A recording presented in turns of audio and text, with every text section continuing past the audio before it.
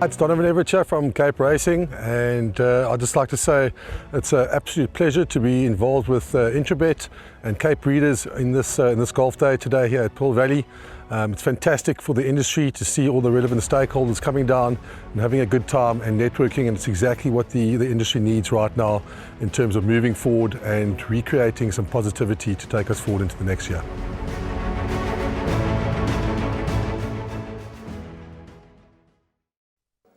Race 4 on the card. It's a Follow in the Boxy podcast MR73 handicap, and this race is set to be run over the 1600 meter trip. And this race 4 kicks off the jackpot, and this will be the first leg of jackpot 1 at 14:10. That's 10 past 2. At the time of recording, there are 10 runners that do go to post, but these race 4 on the card, it looks to be a really tricky start to the jackpot, and a case can be made for quite a few runners in this lineup. I thought maybe Congo Compact stepping back up to the 1600 meter trip could suit him a lot better. He's unbeaten over the course and distance, and he does run well on the poly track. He wasn't disgraced last time out when trying to make all the running going from start to finish, but he was beaten by Prince of Taranto, who I think is a nice horse from the Tony Riverland yard. So Prince of Taranto could be a horse to keep an eye on in KZN. But Congo Compact, he has his second run after rest. Rachel is riding extremely well at the moment. I think that he must have a lively chance here. Yeah, he has to be one of the principals. He forms part of my top 4.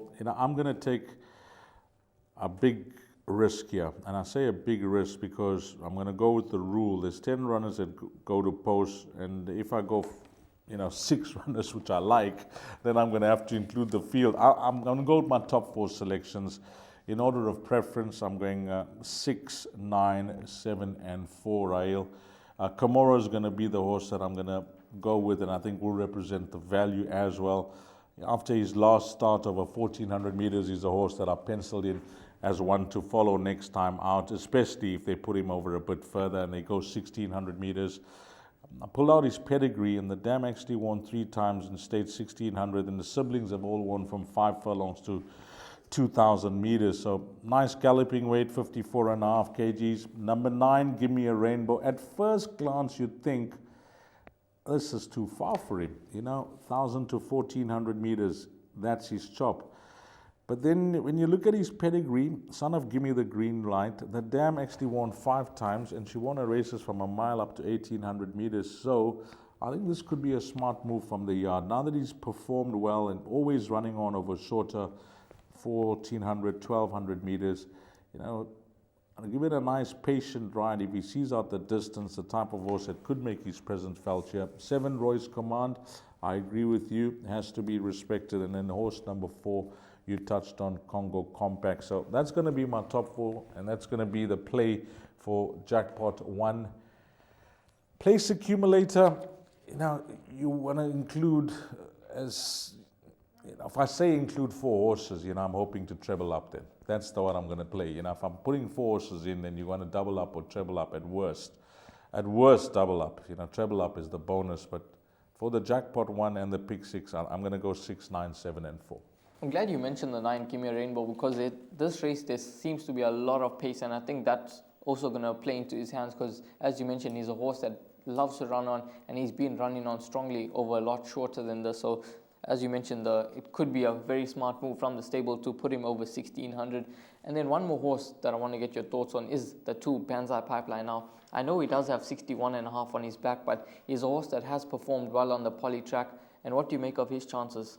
Yeah, for any horse to have back-to-back wins, being a 3-time winner as well, demands the utmost respect. But if you're going to judge him on his last start, in fact, his last 2 runs, but his penultimate start was a good effort, 5th behind Master of Destiny, was a solid horse.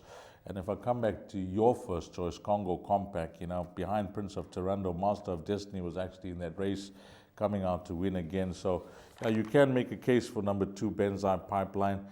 And then, as I mentioned, if I look past my top 4, then you're going to have to go Flying Vision, who's dropping in the ratings. Prince Vihan with the claim 2.5. Royal Kitty, could she make her presence felt against the boys? Catch the Tune. Blue Sails is on a hat trick. Then it becomes an absolute minefield. So I'll go again, 6, 9, 7, and 4. Your top 4? I'll go 4, 9, I'll throw in the 2 Banzai Pipeline, and then possibly the 7 Royce Command as my top 4. So that's 4, 2, 4, 9, 2, and horse number 7 Royce Command. But in terms of the jackpot, it does look to be a tricky start and a race where you need to include quite a few horses. Dees did mention that in the place accumulator you could possibly include 4 horses and hope to treble up, but race 4, it is a very tricky race.